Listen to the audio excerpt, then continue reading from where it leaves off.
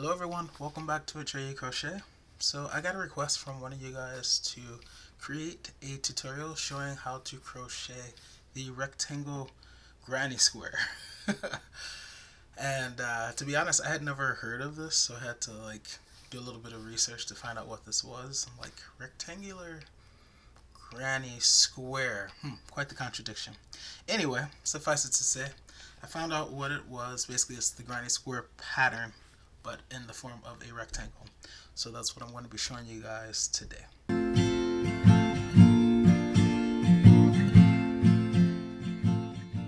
Things you will need include some yarn. Okay, this is medium 4 yarn. Calls for 5.5 millimeter US crochet hook.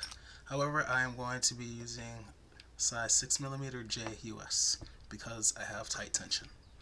You will also need a pair of scissors to cut your work once you're done, and if you happen to have it, a stitch marker will be helpful, but it is only optional. So we'll start out by making a slip knot. Take your yarn, wrap it around your finger, twist, exchange. Now wrap it around your finger that way. We're going to pull this one over that one and off the finger while lifting up on the loop that's still on your finger. You'll insert your crochet hook into the loop and then you will pull to tighten. So we will crochet how many ever chains you want. However, it needs to be a multiple of 3. So let's see how wide I want to make this. If you're making a placemat, then you have an idea of how wide you want your placemat. So crochet whatever multiple of 3 number of chains to achieve that width. Okay, if you are looking to crochet like a table cover or something like that, then make it substantially longer. Okay, so this is a very versatile pattern. You can use it for many things. You could crochet a pillow case if you wanted to, but the important thing is establishing that width initially with this first row that we're about to create. So I'm going to crochet 1, 2, 3, 4, 5, 6. I'm going to keep going. 7, 8, 9, 10, 11, 12, 13, 14, 15. Okay, so 15 chains. 5 times 3 is 15, so I have my multiple of 3. Now I am going to put 2 double crochet into the 4th chain from the hook. So here is the hook, obviously. Here's the 1st chain from the hook, 2nd chain from the hook, 3rd chain from the hook, 4th chain from the hook. In that 4th chain, that's where I'm going to put 2 double crochet. To make a double crochet, I yarn over. I go back 1, 2, 3, 4, go into the chain, yarn over, pull through to the front, and now I have 3 loops. 1, 2, 3. I will yarn over, go through 2, 1, 2, and I'll yarn over again and go through 2, 1, 2. I said that 2 double crochet go into that chain, so I'm going to yarn over and re-enter that same chain back in there, yarn over, pull through to the front for 3 loops. 1, 2, 3. Yarn over, go through 2, 1, 2. Yarn over, go through 2, 1, 2. Now I want to chain 3, so chain 1, 2, and 3. And in the very next chain, so this is the next chain, this one is occupied with those 2 double crochet. This is the next one. In that chain right there, I'm going to put 3 double crochet. So yarn over, go into the very next chain and put 3 double crochet, and I'm going to start moving a little bit faster because you now know how to make double crochet if you didn't before. So my 3 double crochet are in that one stitch, in that one chain. Now I'm going to chain 1 and I'm going to skip 2 chains. So skip 1, skip 2, okay? And I'm going to put 3 double crochet in this next one, okay? So I chained 1, I yarn over, skip 1, skip 2, and in this 3rd one over, I'm going to put 3 double crochet. So 1, back in there for 2, back in there for 3. And now I'm going to repeat what I did before. So I chained 1, I skipped 2, skipped 1, skipped 2, and in this third one over there, that's where I'm going to put 3 double crochet.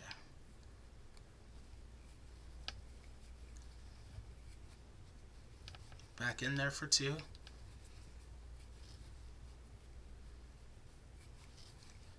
Back in there for 3. Okay, so this is what it's looking like. It's going to kind of curve like this on the edge there, but this is what we have. Chain 1, skip 2, so skip 1, skip 2, and in this third one I'm going to put 3 double crochet. So 1, back in there for 2, back in there for 3. Alright, so now I'm down to my final chain there, so you should be left with 1 chain, and this time we're going to chain 3. So chain 1, 2, and 3, and in this final chain there we're going to put 3 double crochet. So yarn over, go into that final chain and put 3 double crochet there. 1, back in there for 2, back in there for 3, like that. Okay, so this is what you have so far. So if you couldn't tell, we're gonna start making our way around this way to get back here. Okay, so in these clusters, we call these the clusters, where the 3 double crochet are together.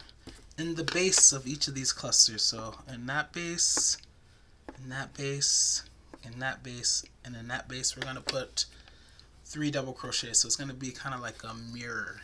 Okay, alright, so the last thing we did was we put 3 double crochet into that final chain. Now we're going to chain 3. 1, 2, 3.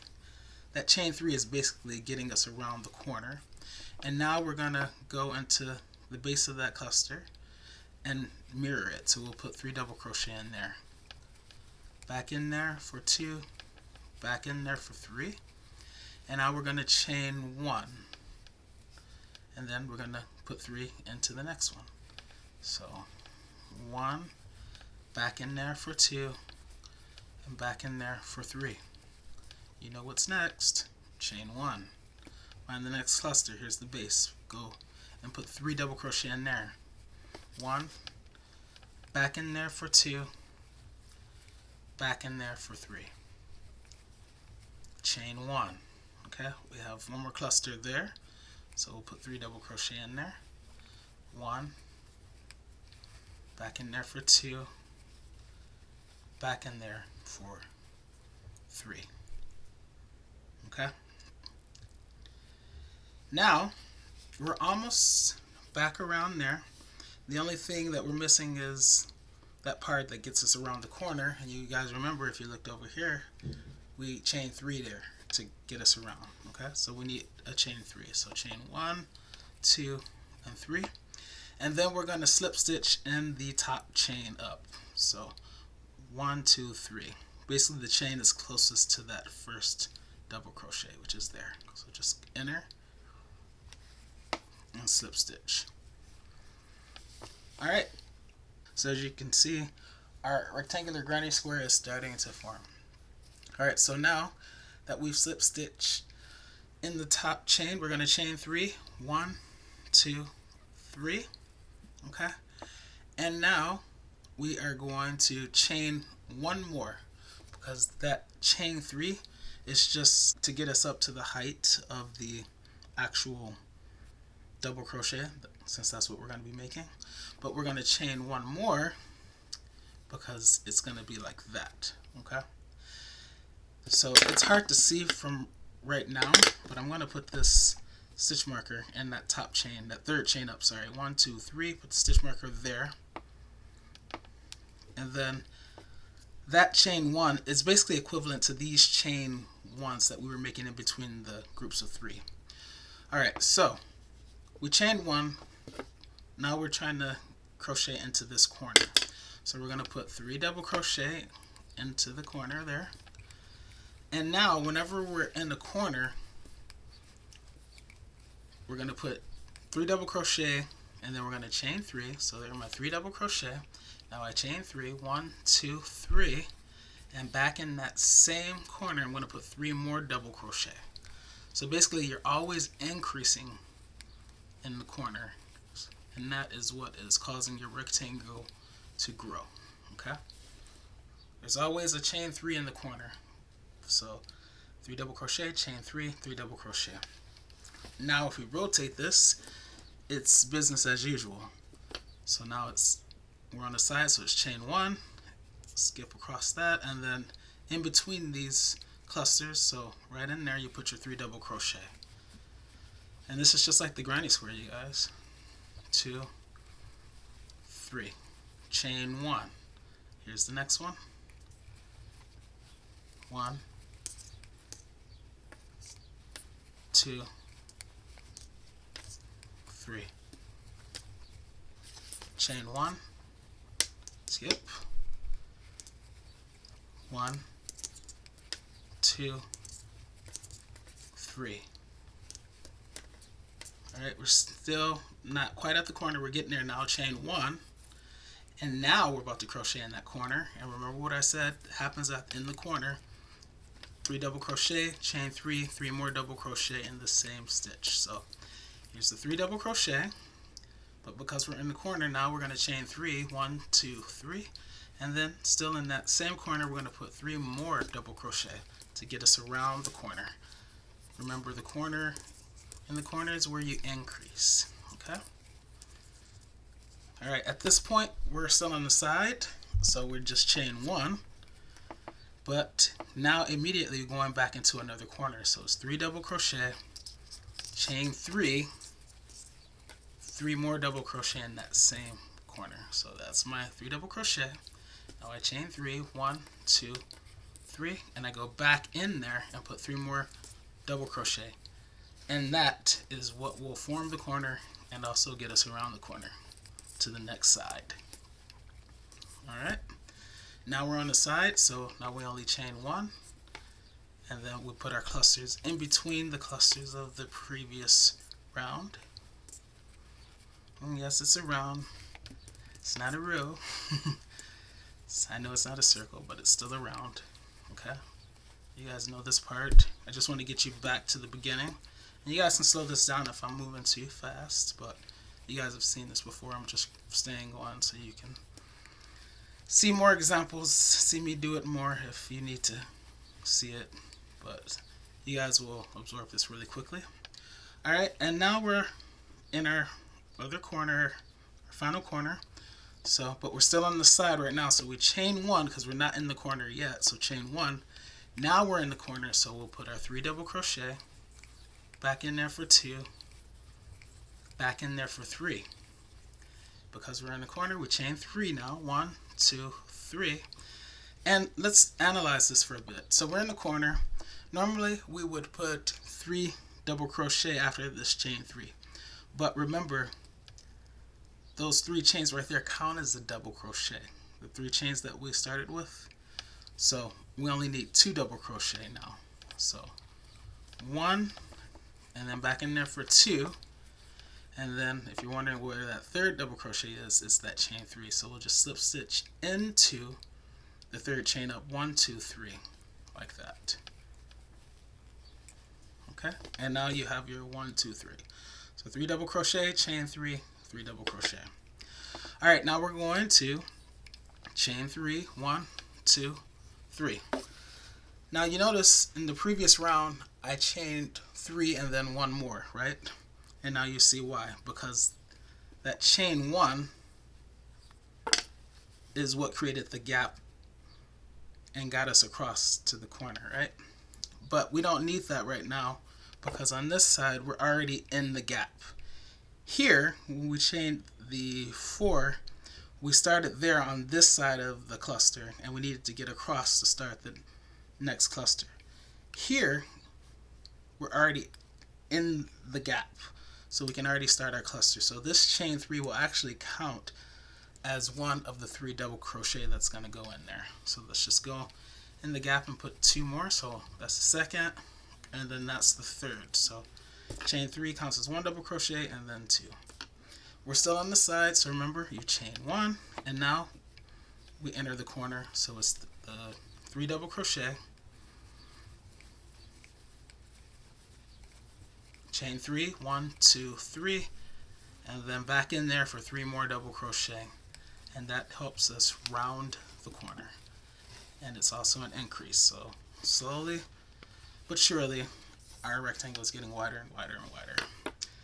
If you want, you can put this stitch marker on that 3rd chain up, because when we get back there, that's where we're going to slip stitch. Alright, so on this side now it's chain 1, cluster, chain 1, cluster, chain 1, cluster, chain 1, and then in the corner, so 3 double crochet, chain 3, 3 double crochet, and then chain 1, cluster. Okay, so the chain 1s go in between the clusters on the sides. When you're in the corner, it's the 3 double crochet, chain 3, 3 double crochet. Continue on around, and I'm going to meet you back here just to make sure you have it. Make sure you know how to start the next round. Alright, so I am almost back around. By the way, I forgot to mention you need a darning weaving tapestry needle to weave in that tail after you cut your yarn. I'm sure you guys probably figured that out. Alright, so I have crocheted my 3 double crochet. I've chained 3, so I got to go back in there and put 3 more double crochet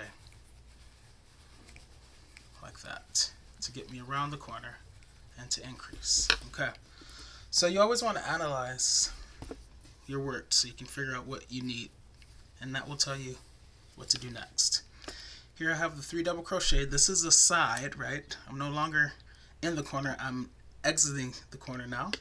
So because it's a side, what goes in between the clusters? Chain 3 or chain 1? Chain 1, right? Because chain 3s only go in the corners. So that means I need to chain 1, and then I'm going to slip stitch in the top stitch, the 1, 2, 3, the 3rd chain up. So right where that stitch marker is, if you used one, just slip stitch, okay? And that creates the little gap there. Now, I'm going to chain 3, 1, 2, 3, okay? Take out the stitch marker. I'm going to explain this again just in case it wasn't clear. So look where this chain 3 occurs. It occurs right here, right? Here's a cluster. This chain 3 comes basically at the beginning of this cluster. We need to get over here. What is this? We're working on the side. What do we use? Chain 1 or chain 3 when working on the side? We use chain 1. So we need an extra chain. So chain 3 and then plus that 1, and we'll put the stitch marker on the 3rd chain up. 1, 2, 3. That leaves us with 1 chain. And now in this side we're going to put 3 double crochet right here in that next gap. So 1, back in there for 2, back in there for 3. Okay? So you're going to notice that you're going to alternate rounds. One round will be you chain 3. The next round will be you chain 4, because it's the chain 3 plus you need a extra chain to get you across the water to the next gap. Okay? But it's very obvious. Okay? After doing it a couple of times, it will become easy. You'll automatically know what you have to do.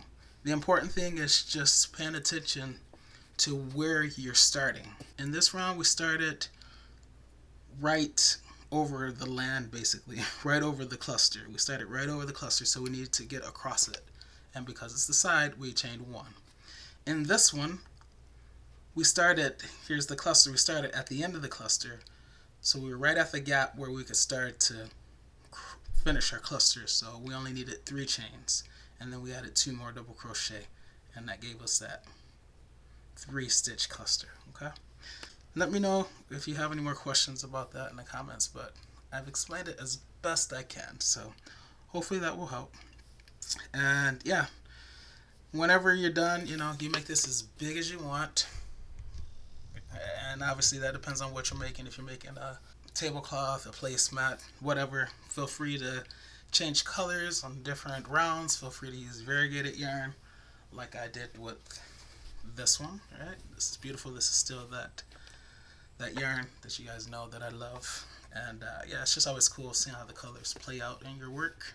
Let me finish this and then I'll show you for those beginners who have never seen me finish and weave in my yarn. I have to be so thorough. I'm sorry. It's a blessing and a curse. Alright, I am almost back around. Chain 1 and then 3 double crochet in this final side gap. Chain 1 to enter the corner, and now I do my 3 double crochet, 1, back in there for 2, back in there for 3. I'm in the corner, so I chain 3 now. 1, 2, 3, and I go back in there and put 3 more double crochet. 1, back in there for 2, back in there for 3. I'm on the side, I'm exiting the corner, so I chain 1, and then I put 3 or 2 double crochet here, you guys. There's that chain 3, so I only need 2 double crochets. So 1, 2, and whenever you know that you've chained 4 at the beginning of the round, remember that you're going to end only with 2 double crochet because you have this chain 3 that counts as a double crochet, and that will give you your 3, your cluster. 1, 2, 3, and then slip stitch like that. Alright, we're going to chain 1 and we're going to cut our yarn and fasten off like that. You can take out this stitch marker. By the way, when I was crocheting the variegated one, something that I thought of, I was like, I think this would make a really nice decor to go under the keyboard of your computer. Alright, enough talking. Let's get the darning. Weaving tapestry needle, and this is all one color, amarillo, yellow, so it'll be easy to weave in. Just go in some nearby stitches. Okay, I like to go through the backs so as to not disturb the beautiful pattern on the front, and then go in the opposite direction. Do some stitches, taking a different path though, like that. Alright, cut my yarn down without cutting my work, and there you go, guys. Okay, so this, my friends, is the rectangular granny square, or the rectangle granny square, whatever they call it, the contradiction that it is. This is it. It's beautiful. It has definitely some applications. So to whichever subscriber it was that requested this video, I hope this is sufficient. I hope you like it, and I hope you're able to learn from it. I mean, it's really easy. You know, the beginning, whether or not you chain 3 or chain 4, I feel like that's the most confusing part about it, but I went over it several times, so I think you'll be able to get it. If not, you know how to contact me. Alright guys, so that's going to be it for this video, but you know I'll see you in the next one. In the meantime, happy crocheting.